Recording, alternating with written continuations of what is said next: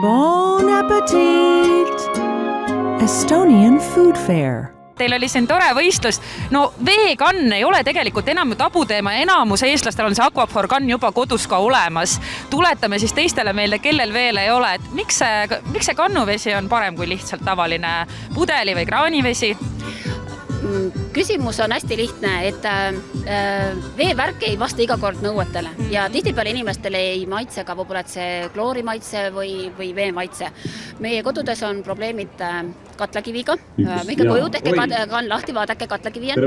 Kodus on probleemid rauaga ja see tegelikult filterkann aitab meil saada puhta vee tee, kohvi jaoks, toidu jaoks, lastele joomiseks. Me panime oma boksi üles ka tegelikult suure veetünnurite torni, 60 pudelit ja korda 5 liitrit on 300 liitrit ja meil on üks väike filter, mis annab samamoodi selle 300 liitrit, et mõistlik on võtta veefilter endale. Nii, aga teeme väikse intervjuu siit Aquaphori võitjaga ka, et kas teil juba on kodus olemas endal ka selline veekann? Ei ole.